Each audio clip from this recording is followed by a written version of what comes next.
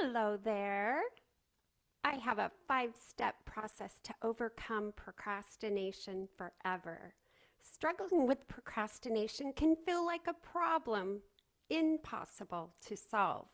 When you say I'm a procrastinator, you're taking it on as an identity. This is just who I am. I can't solve it. I can't change it. I'm here to tell you that you are not a procrastinator.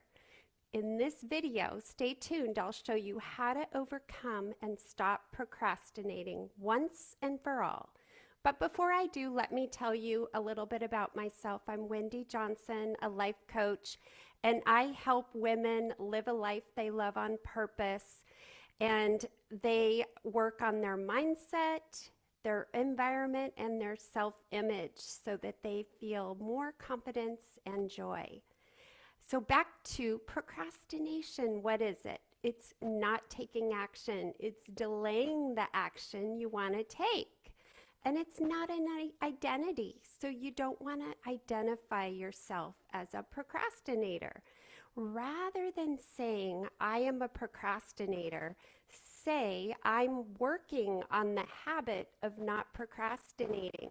This is a habit that can be changed. And I have 5 steps you can take to stop procrastinating. Number 1, put everything on your calendar. Take that to-do list that you work off of and put it in time slots in your calendar, or just eliminate the to-do list altogether and just fill in the calendar with all the tasks that you want to do. Everything goes in there. And you want the tasks to be a result.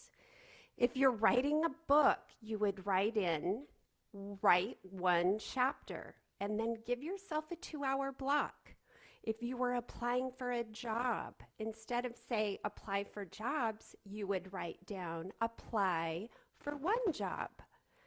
This is a no-brainer. This is telling you exactly what result that you're going to have when you complete the task.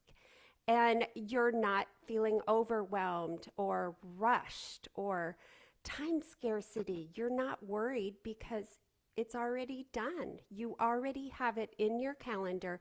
You've given yourself that focused time slot, and then you move on. You move on to the next task. That simple. The second tip is to turn obstacles into strategies. Plan for it.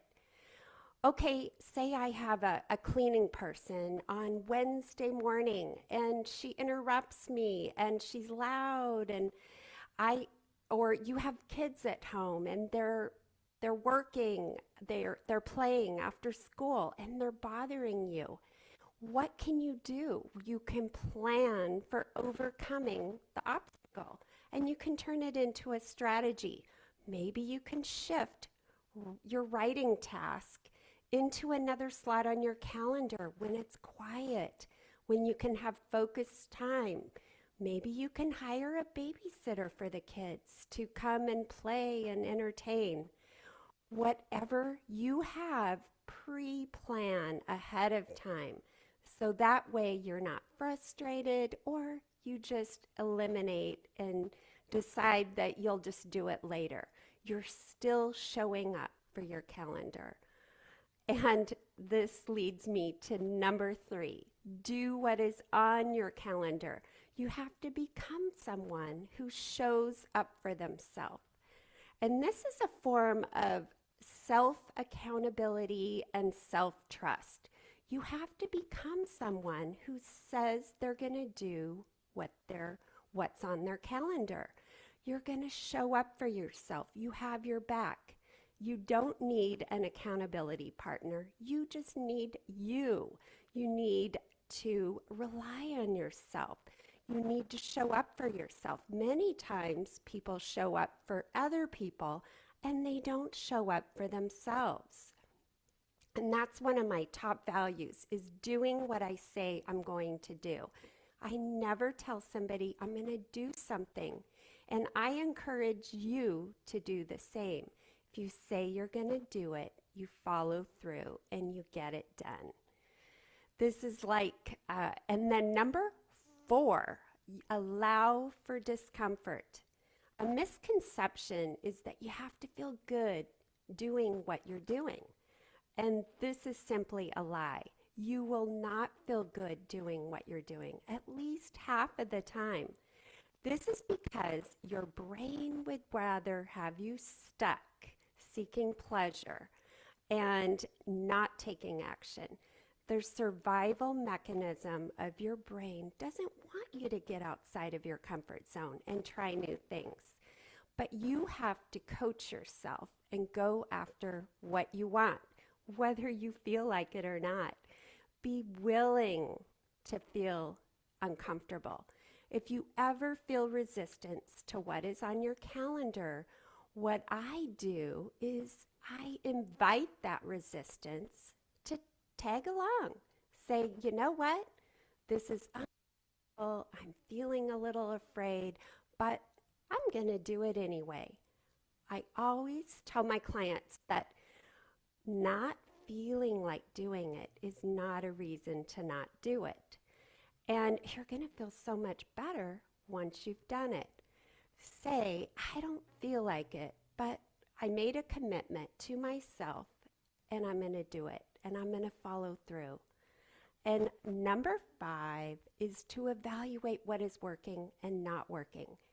What I found is that when something isn't working and you don't get your project completed or your task completed, then, and my clients feel the same way, they beat themselves up and when they don't get something done on time.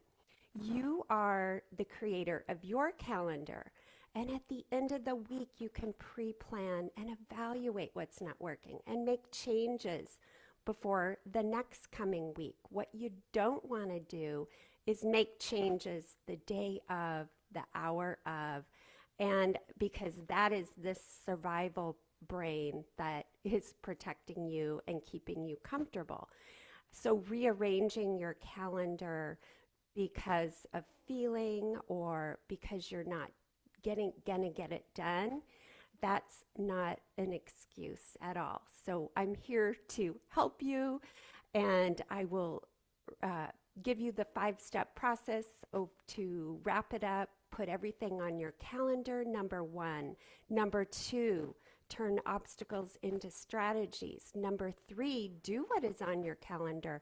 Number 4, allow for discomfort. And number 5, evaluate what is not working. This is how you design your life on purpose. You start taking action with this 5-step process, and you will never say that you're a procrastinator again.